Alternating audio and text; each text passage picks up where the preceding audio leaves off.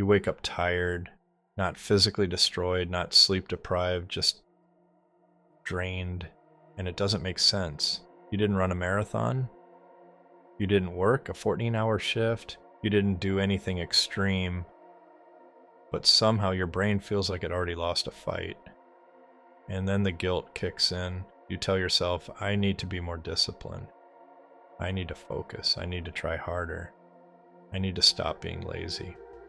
But here's the truth no one explains to you. You are not lazy. You are overstimulated. And there is a massive difference. Lazy means you don't want to move. Overstimulated means your brain is overloaded. Lazy is a character flaw. Overstimulation is a neurological condition created by your environment. And most people today are living in a constant state of cognitive overload. Let's break this down clearly. Your brain was not built for the world you live in. It was built for limited information, limited comparison, limited options, clear survival problems. Now look at your average day. You wake up, before your feet hit the floor, you check your phone, notifications, messages, news, reels, shorts, emails, alerts. Your brain processes more information in the first 15 minutes of your day than your ancestors processed in an entire week. That is not normal. That is not neutral. That has consequences. Every notification triggers a dopamine spike. Every scroll trains your brain to expect novelty. Every short video rewires your attention span. And dopamine is not just the pleasure chemical, it is the motivation chemical. It drives desire, it drives pursuit, it drives effort. When you overload your dopamine system early in the day, you blunt your ability to generate motivation for slow, meaningful work later. So when you sit down to do something important and you feel resistance and your brain feels foggy and you want to switch tabs every 3 minutes, that's not laziness, that's overstimulation withdrawal. Your brain has been trained to expect high-frequency reward, and real progress does not operate on high-frequency reward. Reading, building, studying, training, planning, writing, these are low dopamine, high return activities, but your nervous system has been conditioned for high dopamine, low effort loops, so you feel broken. But you're not broken, you're saturated. Think about this. You are constantly exposed to people more successful than you, people more attractive than you, people further ahead than you, people traveling more than you, people earning more than you. Your brain was never designed to compare itself to millions of people per day. Comparison used to be local, now it's global. That constant comparison drains cognitive bandwidth. It creates background stress, it creates subtle shame, it creates internal pressure, and pressure without clarity becomes paralysis. So instead of acting, you scroll. Not because you're lazy, but because scrolling gives your brain predictable stimulation. It's easier, it's safe, it's immediate. Your brain prefers predictable reward over uncertain growth. Now let's go deeper. There are 3 main signs you're overstimulated, not lazy. First, you struggle to focus on one thing for more than 10 to 15 minutes without checking something. Second, you feel mentally exhausted even when you haven't done physically demanding work. Third, you constantly feel like you should be doing more, but you don't know where to start. That third one is huge. Overstimulation doesn't just fragment attention, it fragments direction. You consume so many opinions, so many strategies, so many motivational clips, so many hacks, that your brain is holding 50 possible paths at once, and when everything feels important, nothing gets executed. That's not laziness, that's cognitive overload. Imagine opening 50 tabs on your laptop. Eventually it slows down, not because the laptop is defective, but because it's overwhelmed. You are not defective, you have too many open tabs.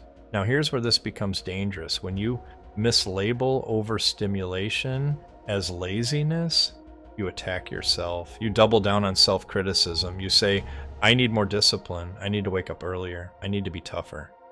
But discipline does not fix nervous system overload. Silence does. Reduction does. Clarity does. Your nervous system needs space before it can generate sustained effort. Let me ask you something.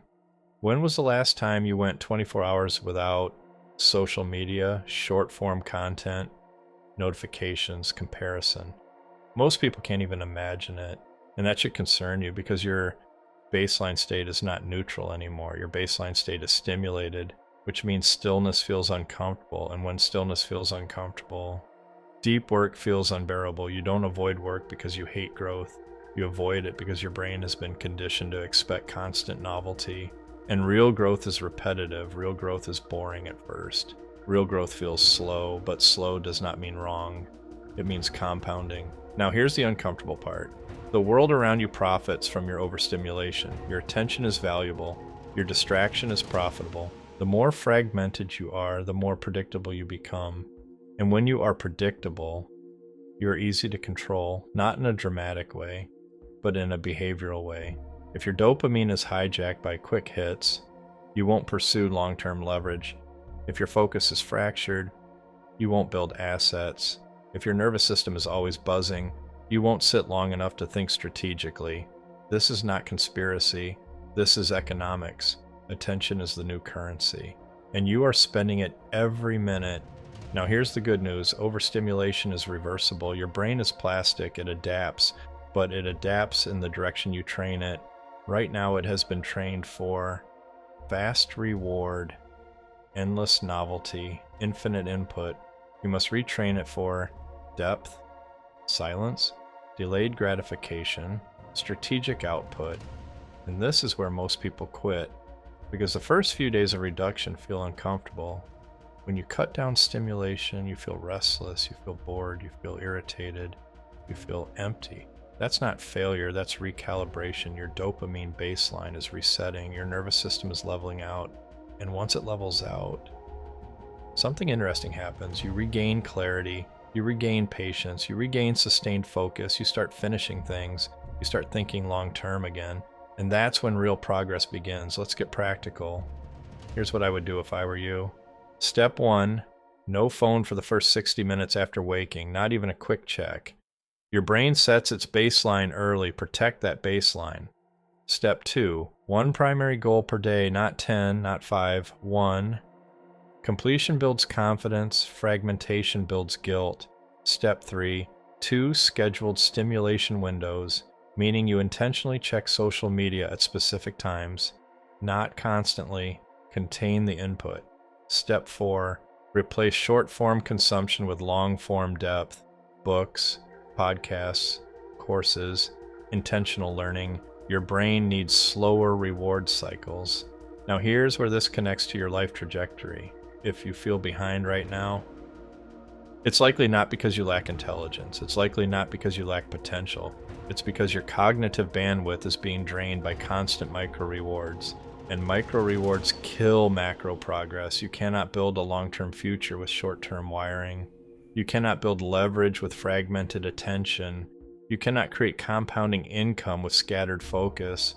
And you cannot become disciplined in an environment designed to fracture you. This is why so many people feel stuck. They are trying to force discipline without fixing environment.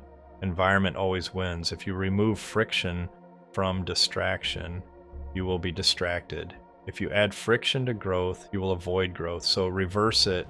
Make distraction harder, make growth easier, delete the apps, turn off notifications, use grayscale mode, work in time blocks, reduce stimulation, increase intentionality.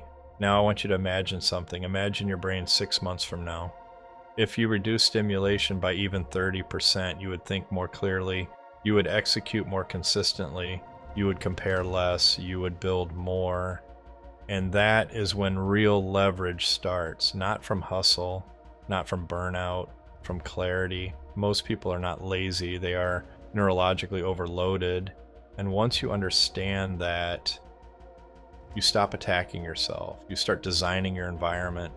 And that is the shift. You do not need more motivation, you need less noise, you do not need to try harder, you need to filter better, you do not need to become someone else.